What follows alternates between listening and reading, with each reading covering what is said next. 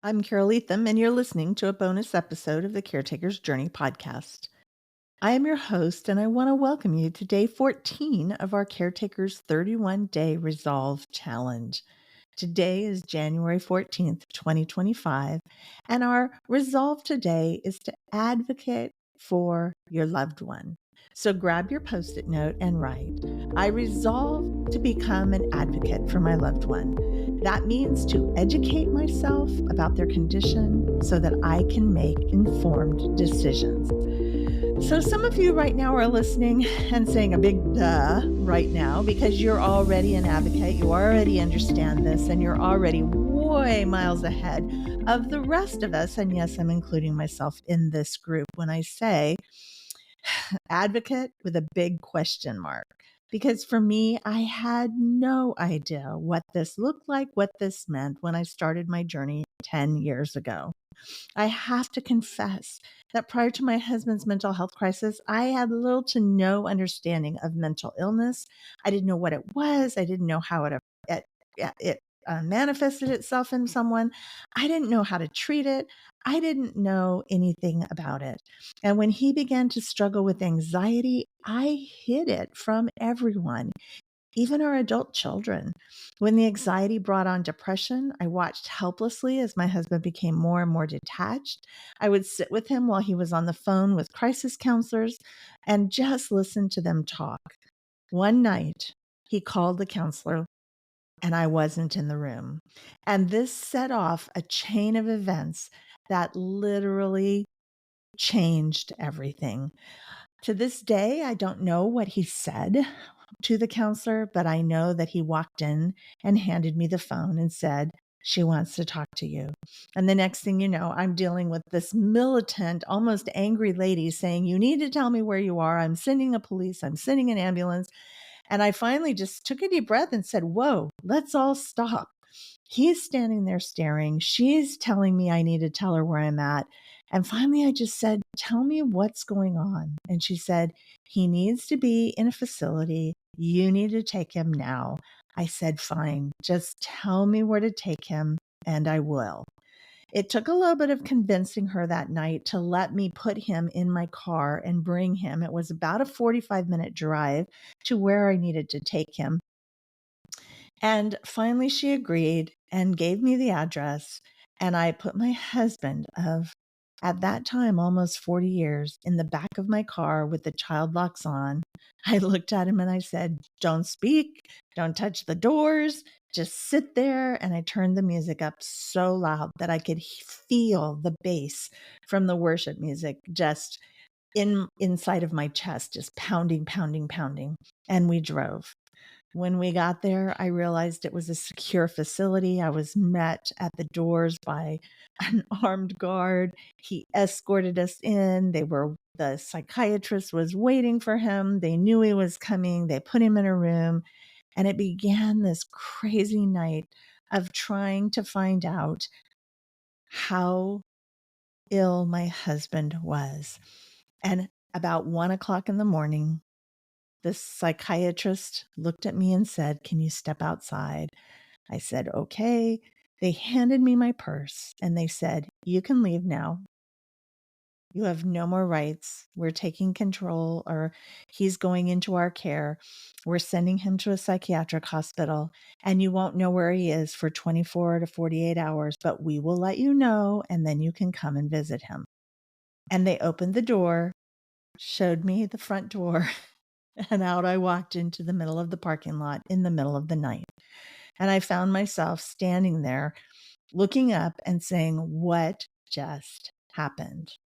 Well, over the course of the next few days, some just incredible things began to unravel in my life where I saw that God, as we talked about that pillar of foundation, my relationship with God, God just began to show me that he was already working things out and walking in front of us.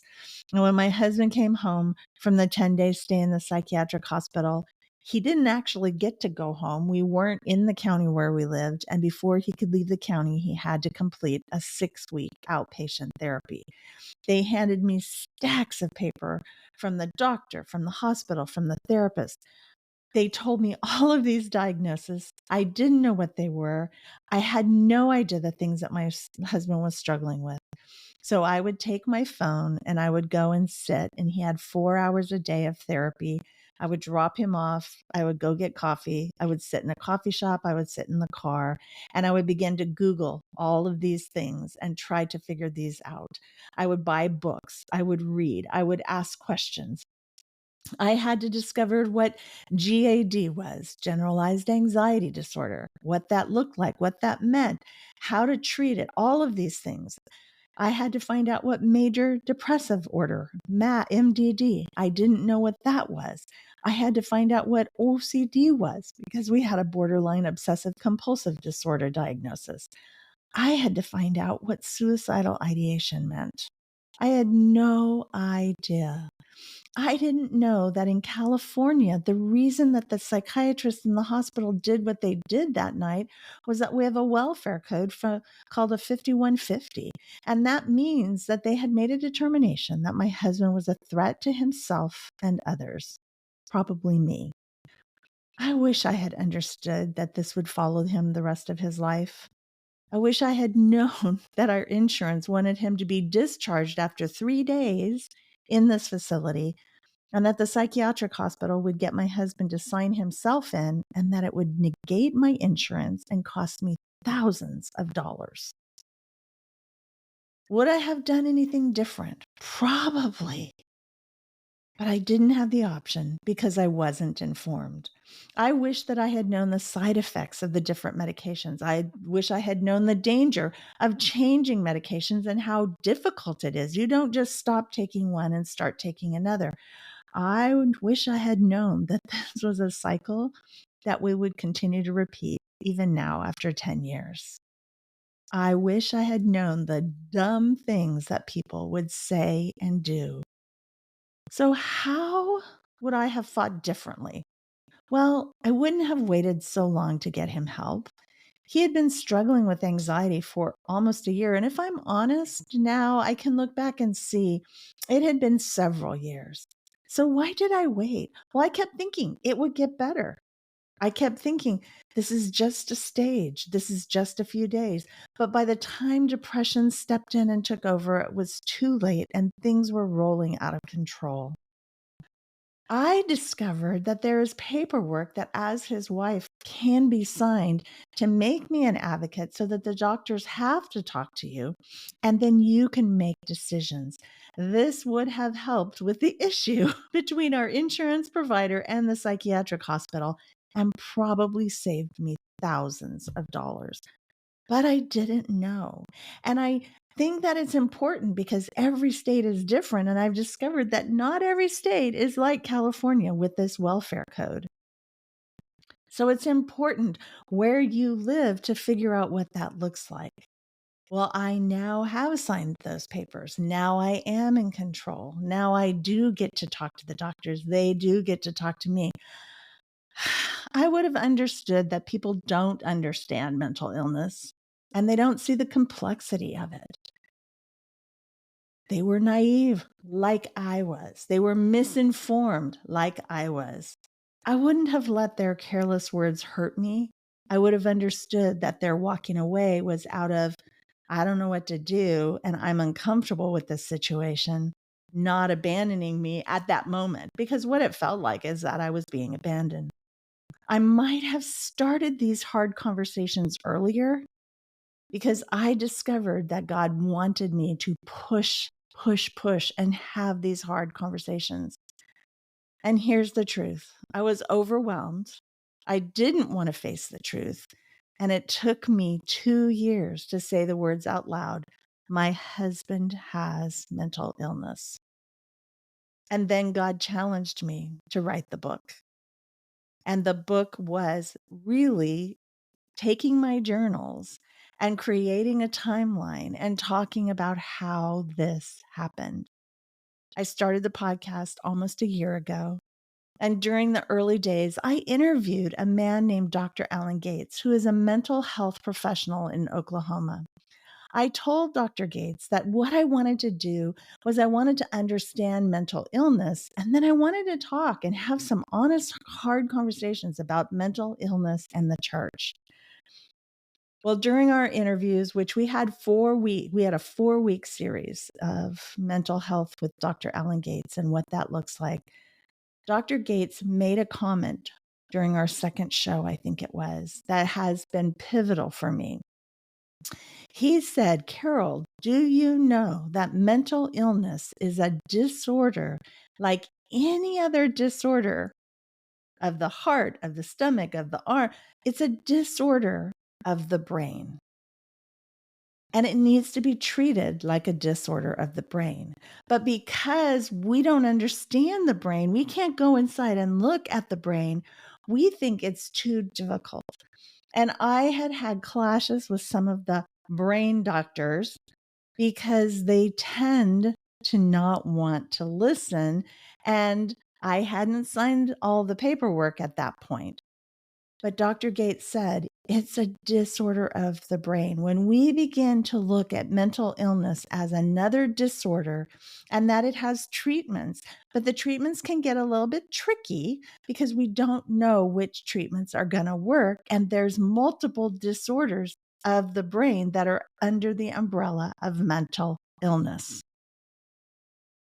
It felt so freeing to me to understand that the man who told me, the pastor who told me that my husband didn't have enough faith and was wearing glasses, really needed to understand that this is a disorder of the brain. It's not a lack of faith.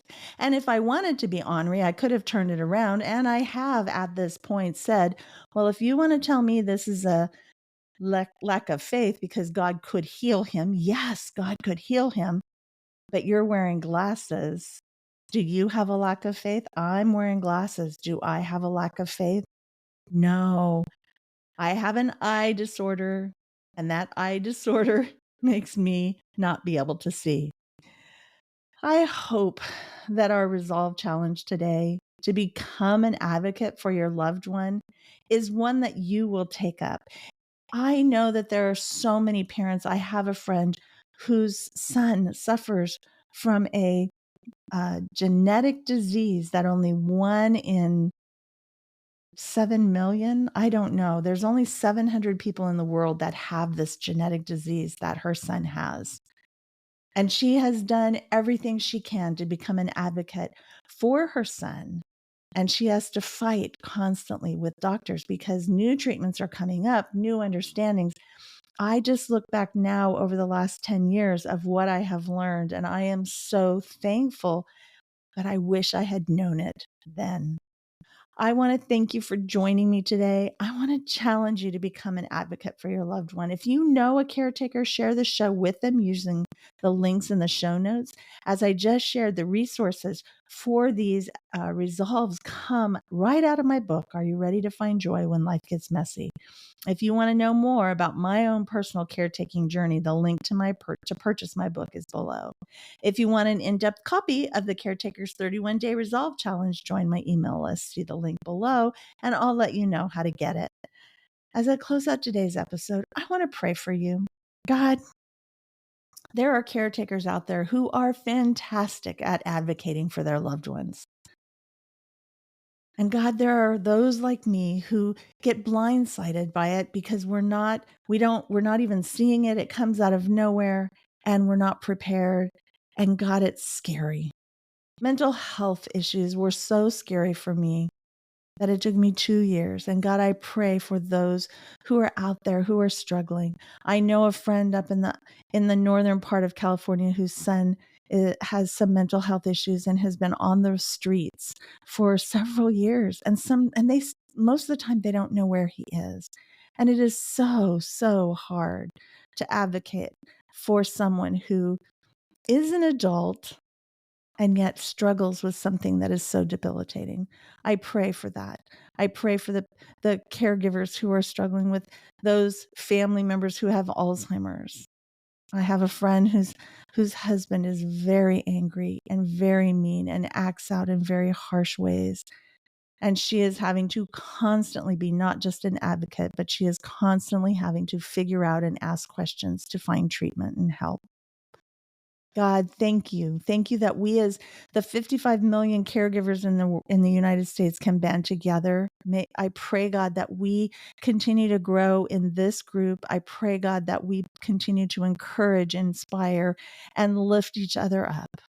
And I thank you, God, for the opportunity to turn my situation, my messy, chaotic situation, into something that hopefully will help somebody else. Because listening today, I know there's at least one person who is on the journey for the first time, and they're early in the stages and they don't know what to do or think or feel. And God, I pray that they will be encouraged. Thank you for walking before us. Thank you for walking beside us. Thank you for loving us. We ask all this in your precious Son's name. Let me bless you. May the Lord bless you and protect you. May the Lord make his face shine on you and be gracious to you. May the Lord look with favor on you and give you peace. I will be back tomorrow for day 15. And until then, it's all about him.